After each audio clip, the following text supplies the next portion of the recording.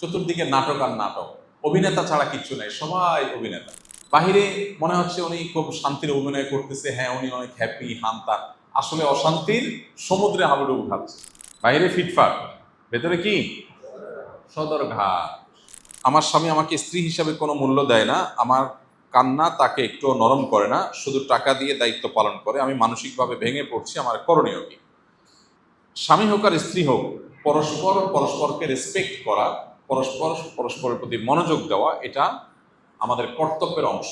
আল্লাহ তাআলা আমাদের উপর যে বিষয়গুলোকে অপরিহার্য করেছেন, অবধারিত করেছেন, করতেই হবে, সে বিষয়গুলোর মধ্যে একটা হলো জীবন সঙ্গীকে, লাইফ পার্টনারকে, স্বামী স্ত্রী পরস্পরকে সময় দিতে হবে। যে বোন প্রশ্ন করেছেন, যদিও আমি জানি না যে তার স্বামী তার ইচ্ছার মূল্য দেন না বা তাকে মূল্য দেন না, এটার মিনিংটা কি। অনেক সময় এমন হয় যে নিজেদের চাহিদা অনেক বেশি থাকে। একজন দেখা যায় তার স্বামী তাকে যথেষ্ট যত্ন করে, কিন্তু তার কাছে মনে হয় যে না, আমাকে মনে হয় যত্ন করছে না, শয়তান ওয়াসওয়াসা দেয়, এটা একটা ফ্যাক্ট। আরেকটা অসুবিধা হলো যে অনেকের প্রত্যাশা অনেক বেশি। আবার বাস্তবসম্মত আছে অনেকটা, যে অনেক ক্ষেত্রে স্বামী আসলে কেয়ারই না, সে শুধু টাকা পয়সা দিয়ে দায় সারে। অনেকে আছেন মাসে মাসে টাকা দিয়ে দিচ্ছে, খোঁজ খবর নাই, সে অমনোযোগী। সর্বশেষটা এটা যদি হয়ে থাকে, তাহলে সেক্ষেত্রে অবশ্যই স্বামী আল্লাহর কাছে গুনাহগার হবেন। শুধু টাকা দিয়ে স্ত্রীর দায়িত্ব আদায় করা চলবে না। আল্লাহ বলেছেন, ওয়াশিরুহুন্না বিল মারুফ, তোমরা তোমাদের স্ত্রীদের সাথে জীবন অতিবাহিত করো, সংসার পরিচালনা করো সুন্দরভাবে, যথাযথভাবে। শুধু টাকা পয়সা দিয়ে যদি স্ত্রীর হক আদায় করে ফেলেছি বলে মনে হয়, তাকে একান্ত সময় দেওয়া না হয়, তার প্রয়োজন পূরণ করা না হয়, তাকে গুরুত্ব দেওয়া না হয়, তো অবশ্যই স্ত্রীর হক নষ্ট করেছে।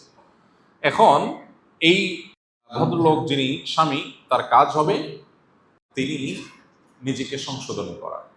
আর যে বোন প্রশ্ন করেছেন তাকে বলবো, যদি সত্যি আপনার স্বামী আপনাকে মনোযোগ না দেয়, ইগনোর করে, শুধু ভরণ পোষণটা দেয়, আপনি শুকরিয়া আদায় করেন এই দিক বিবেচনা করে যে অনেক অমানুষ আছে আপনার স্বামীর চাইতেও তারা আরো বেশি পাষাণ।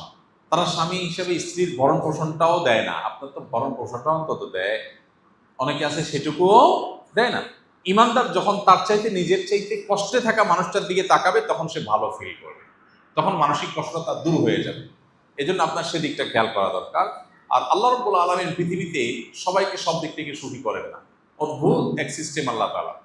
একজন অনেক বড় সাকসেস তার ক্যারিয়ারে, উনি অনেক সফল ব্যবসায়ী, সফল উদ্যোক্তা, সফল এন্টারপ্রেনর, সফল ডাক্তার, সফল ইঞ্জিনিয়ার, সফল আলেম, উনি ওনার ক্যারিয়ারে অনেক সফল, কিন্তু বাসায় পারিবারিক জীবনে তিনি চরম ব্যর্থ। এরকম মানুষ ভুরি ভুরি আছে।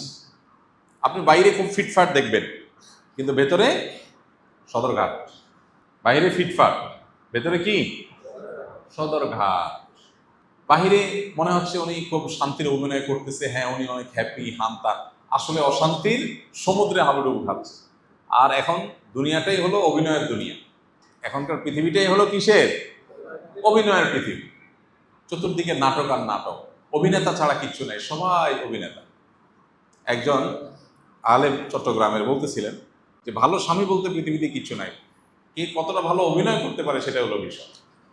হ্যাঁ, অভিনয় কে কত ভালো পারে সেটা হলো বিষয়। যাই হোক, এটা আবার বেশি একেবারে নেতিবাচক হয়ে যায়, এবং ভালো মানুষ নাই বললে ভুল হবে, আজকে বহু মানুষ আছে আলহামদুলিল্লাহ, এর মধ্যেও আছে। এই জন্য ভাই, আমাদের মনে রাখতে হবে যে দুনিয়াটা জান্নাত না, দুনিয়াটা জান্নাত না। এখানে সবকিছু মন মতো হবে না ভাই। একজন মহিলা তার স্বামীটা এত কেয়ারি, মাশাআল্লাহ, খুব যত্ন করে, খুব মনোযোগ দেয়, খুব খেয়াল করে, মাগার পয়সা করি নাই, ফকির নেই, কি বলেন? এখন যার স্বামী তাকে নিয়মিত মাসে টাকা পয়সা দেয়, খরচ খরচা দেয়, কোনো অসুবিধা নেই, তার কাছে ব্যাপার এটাই সবচেয়ে বড় ব্যাপার। তার কথা হলো ভাই, টাকার দরকার নেই, কেয়ার হইলে হবে। যার যেটা না থাকে ওইটার গুরুত্ব তার কাছে বেশি থাকে, শয়তান ওটা আগে তার কাছে গুরুত্বপূর্ণ করে তোলে। আর যার স্বামী টাকা পয়সা দেয় না, সারাদিন ঘরে বসে থাকে আর মহব্বত করে, ভালোবাসা বলে, আই লাভ ইউ বলে, সারাক্ষণ শুধু পাম্পটি দেয়, ওই মহিলার কাছে এটা একটা বোঝা। বাবা এত আই লাভ ইউর কাম নাই, টাকা পয়সা কামাই করে নিয়ে আসে। দুনিয়াটা এমন, শয়তান এমন ভাবে আমাদের সামনে তুলে ধরেছে, যার যেটা নাই শয়তান তার কাছে ওইটার জন্য হাহাকার তৈরি করে। আর ইমানদার এগুলোর সবগুলোর বিরুদ্ধে যুদ্ধ করে, এই বলে যে আল্লাহ যে অবস্থা রেখেছেন আলহামদুলিল্লাহ। আমার সঙ্গে যদি অমানুষ হয় তাকে মানুষ করার চেষ্টা আমি করব, কিন্তু অ্যাট দ্য সেম টাইম আমি আল্লাহর প্রতি কোনো অভিযোগ আমার নাই, আমি শুকরিয়া আদায় করবো, কারণ এর চাইতে বেশি ক্রাইসিসে বহু মানুষ আছে। আমাদের কাছে অর্থাৎ হুজুরদের কাছে মানুষ সুখের দিনে আসে না। আমাদের কাছে মানুষ, হুজুরদের কাছে সাধারণত মানুষ সুখের সময় আসে না। আসে কখন? খেলায় পড়লে, ঠিকে গেলে, তখন হুজুরদের কাছে আসে। হ্যাঁ, ডাক্তার এবং হুজুর এই দুই শ্রেণী মানুষের কাছে মানুষ সুখের সময় যায় না, আসে দুঃখের সময়। তো বহু মানুষ আছে যাদের দুঃখ শুনে আমাদের অবাক লাগে যে এই লোক দুঃখে আছে, মানুষ চিন্তাও করবে না। পাত্র হিসাবে তাকে দেয়া হলে যে কোনো পাত্রীপক্ষ রাজি হয়ে যাবে। আবার পাত্রীপক্ষের অনেকে আছেন যে পাত্রীর প্রোফাইল, ফ্যামিলি হিস্ট্রি দেখলে যে কোনো পাত্র অস্থির হয়ে যাবে, কিন্তু ভেতরের হিস্ট্রি জানলে কেউ সামনে আগাবে। এক একজনকে আল্লাহ তাআলা এক একটা দিয়ে পরীক্ষা করেন। পৃথিবীর কোনো মানুষ 100% সুখী নাই। সুখে ওই লোকটাই যে লোকটা পরিপূর্ণ দিনদার হতে পেরেছে, আল্লাহর সামনে নিজেকে পরিপূর্ণ সাপোর্ট করতে পেরেছে, যে লোকটা বলেছে আল্লাহ যা দিয়েছেন আলহামদুলিল্লাহ, এই লোক সুখী। কারণ তার কোনো দুঃখ নাই, তার এক্সপেকটেশনই নাই। এক্সপেকটেশন না থাকলে আর দুঃখ আসবে কোত্থেকে? সে আশাই করে যে সুখের জায়গা হলো জান্নাত, এটা দুনিয়া, এখানে সবকিছু মন মতো হবে না। কারো স্বামীটা অনেক ভালো, শাশুড়িটা খারাপ, কারো শাশুড়িটা ভালো, স্বামীটাও ভালো, কিন্তু দেবর ননদ গুলো অমানুষ। কারণ হয়তো এগুলো সবই ভালো মাশাআল্লাহ, কিন্তু পয়সা নেই। কারণ আবার পয়সা আছে, সবই ঠিক আছে, কিন্তু স্বামীটার চরিত্র খারাপ। আছে না নাই? এক একজনের এক এক সমস্যা। আরেকজনের সব ঠিক আছে, কিন্তু স্বামীর মুখতে সারাদিন দুর্গন্ধ বাইর হয়। মানে মাইনর ছোটখাটো ইস্যু আছে যেটা তার জন্য অনেক কষ্টের। ইমানদারের জন্য সান্ত্বনাটা হলো কোথায়? দুনিয়া, এটা জান্নাত না। এখানে সব কিছু মন মতো। এখানে যদি সব পারফেক্ট হয়ে যেত তাহলে গোলাপের চারপাশে কাঁটা থাকতো না।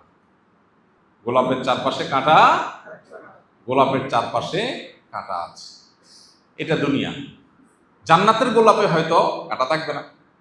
দুনিয়াতে গোলাপ নিবেন, কাঁটাবিদ্ধ হবেই।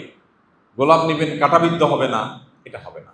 এই জন্য দুনিয়াতে যেই কোনো কিছুতে অতৃপ্তি থাকবে। এই জন্য আমার যে বোন প্রশ্ন করেছেন তাকে বলবো আলহামদুলিল্লাহ বলুন, সবর করুন, স্বামীকে সংশোধন করবার চেষ্টা করুন, ওলামা ইকরামের দ্বারা মোটিভেশন করাবার চেষ্টা করুন, আল্লাহর কাছে দোয়া করুন, এবং দিল থেকে বলুন আল্লাহ অ্যাটলিস্ট আমার স্বামীটা তো ক্যান্সার আক্রান্ত না, আমার স্বামীটা তো অ্যাটলিস্ট বড় কোনো দুরারোগ্য ব্যাধিতে ভুগছে না, চরিত্রহীন না, বা অন্য দিক থেকে তার আরো খারাপ হতে পারতো, সেটা তো অন্তত না। আলহামদুলিল্লাহ, আল্লাহ তাআলা আমাদেরকে মানসিকভাবে সুখ এবং শান্তির নিয়ামত হাসিল করার তৌফিক দান করুন। আস-সুন্নাহ ফাউন্ডেশন, উম্মার স্বার্থে সুন্নাহর সাথে।